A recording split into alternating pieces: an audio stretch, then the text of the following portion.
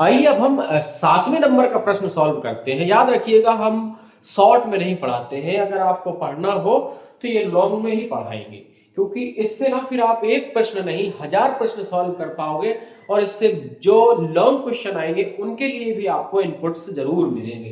तो ये जो 7वें नंबर का प्रश्न है उसमें क्या लिखा हुआ है, बेल्जियम और श्रीलंका में सत्ता की साझेदारी की व्यवस्था के बारे में निम्नलिखित बयानों पर चर्चा कीजिए। बोल रहे हैं कि बेल्जियम और श्रीलंका की सत्ता की साझेदारी में व्यवस्था के बारे में निम्नलिखित बयानों पर चर्चा करिए। यानी कि जो श्रीलंका और बेल्जियम में सत्ता की साझेदारी है उस पर कुछ बयान दिए गए हैं और उन बयानों पर आपको चर्चा करनी है। तो पहला बयान क्या है, चलो भाई बयान देखते हैं क्या है। बेल्जियम में डच भाषी बहुसंख्यकों ने फ्रेंच भाषी अल्पसंख्यकों पर अपना प्रभुत्व जमाने का प्रयास किया। क्या आप ये बताइए, ये प्रश्न ये कह रहा है कि बेल्जियम में डच भाषी बहुसंख्यकों ने फ्रेंच भाषी अल्पसंख्यकों पर अपना प्रभुत्व जमाने का प्रयास किया। क्या किया है, ये पूछ रहा है कि बेल्जियम में जो डच भाषी बहुसंख्यक थे उन्होंने फ्रेंच भाषी अल्पसंख्यकों पर प्रभुत्व जमाना चाहा है, नहीं जमाना चाहा। बिल्कुल दोनों समान रूप से रहना चाह रहे थे, इसलिए ये प्रश्न क्या है, पहले नंबर का क्या है, गलत हो गया। अब दूसरा क्या है, देखिए दूसरा पढ़िए। सरकार की नीतियों ने सिंगली भाषी बहुसंख्यकों का प्रभुत्व बनाए रखने का प्रयास किया। बिल्कुल किया। जो सिंगली भाषी समुदाय था श्रीलंका में वो बहुसंख्यक, बहुसंख्यक का मतलब क्या है, जिसकी जनसंख्या ज्यादा वो बहुसंख्यक, जिसकी जनसंख्या कम वो होता है अल्पसंख्यक। जैसे श्रीलंका में जो सिंगली भाषी थे वो ज्यादा थे और जो तमिल भाषी थे वो कम थे, यानी 18% थे, वो 74% थे। तो जो ज्यादा संख्या में होता है वो बहुसंख्यक कहलाता है, जो कम संख्या में होता है वो अल्पसंख्यक कहलाता है। तो ये प्रश्न पूछा गया है, क्या ये कथन है कि सरकार की नीतियों ने सिंगली भाषा बहुसंख्यकों का प्रभुत्व बनाए रखने का प्रयास किया, तो बिल्कुल किया। श्रीलंका की सरकार ने 1956 में एक कानून पारित करा जिसमें से सिर्फ सिंगली भाषा को ही एकमात्र राजकीय भाषा का दर्जा दिया गया। तो ये वाला बयान जो दिया गया है ये सही है, तो ये क्या हो गया, एकदम सही। अब क्या कह रहा है, अपनी संस्कृति और भाषा को बचाने तथा शिक्षा और रोजगार में समानता लाने के लिए श्रीलंका में तमिलों ने सत्ता को संघीय ढांचे पर बांटने की मांग करी। बिल्कुल करी। यदि आप इसको ध्यान से पढ़िए, देखो, अपनी संस्कृति और भाषा को बचाने, संस्कृति और भाषा को बचाने तथा शिक्षा और रोजगार में समानता के लिए, वो यही तो नहीं था, सिंगली भाषा को शिक्षा और रोजगार में उनको प्राथमिकता दी जाती थी। यानी कि पहले अगर सिंगली भाषा है और तमिल भाषा है तो सिंगली भाषा को बोला जाएगा चलो भैया आ जाओ, और तमिल भाषा को बोला चल हट। तो वो शिक्षा और रोजगार में समानता के लिए तो तमिल लोग लड़ रहे थे।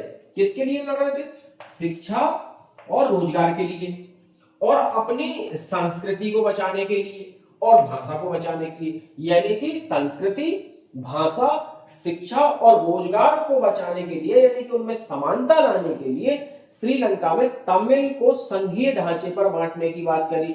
मतलब तमिलों ने संघीय ढांचे पर बांटने की मांग करी। तो यही तो श्रीलंका से मांग करी थी उन्होंने कि भाई देखो शिक्षा और जो रोजगार है ना उसमें हम सबको समान दो, ऐसा मत करो कि सिंगली भाषा को ज्यादा दोगे और उसको कम दोगे। तो ये भी एकदम कथन सही है कि हाँ भाई उन्होंने संघर्ष करे थे, ये भी सही। अब घ नंबर का देखिए, बेल्जियम में एकात्मक सरकार की जगह संघीय शासन व्यवस्था लाकर मुल्क को भाषा के आधार पर टूटने से बचा लिया। बिल्कुल सही है। एकात्मक सरकार उन्होंने नहीं लाई, उन्होंने क्या करी, संघीय सरकार लाई और सभी को समानता का अधिकार दिया, और अलग अलग जो क्षेत्रीय सरकार थी या फिर स्थानीय सरकार थी उनको भी अधिकार दिया, और संघीय ढांचा में सबको, केंद्र में जो डच भाषी थे, फ्रेंच भाषी थे, उन सबको अधिकार दे दिया, और ब्रुसेल्स में भी अधिकार दे दिया। तो उन्होंने क्या करा कि भाषा के आधार पर टूटने से बचा लिया। अगर ये सरकार इस तरह से नहीं करता बेल्जियम, तो क्या होता, उसके दो टुकड़े हो गए होते, एक को जिसको फ्लेमिश बोलते हैं और दूसरे को वेलोनिया बोलते। वेलोनिया में फ्रेंच भाषी रह रहे होते और फ्लेमिश में डच भाषी रह रहे होते। तो उन्होंने क्या करा, बेल्जियम में एकात्मक सरकार की जगह संघीय शासन व्यवस्था लाकर मुल्क को भाषा के आधार पर बांटने से बचा लिया। ये भी एकदम सही है। तो अब देखिए, अब उत्तर देने की बारी है।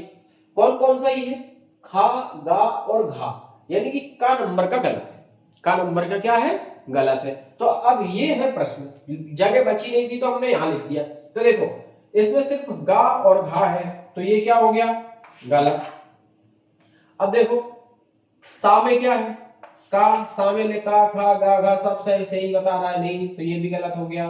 तीसरे नंबर का देखिए रे नंबर का खा और घा, क्या बोल रहा है का खा गा, तो का तो पहले ही गलत है तो ये भी गलत हो गया।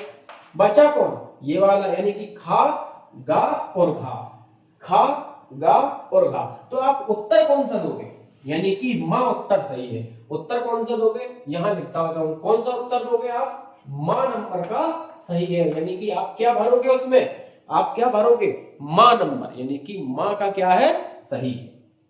अब देखो अब इसको शॉर्ट रूप में कैसे करना है, ये जो प्रश्न है, ये जो प्रश्न है इसको शॉर्ट में कैसे करना है।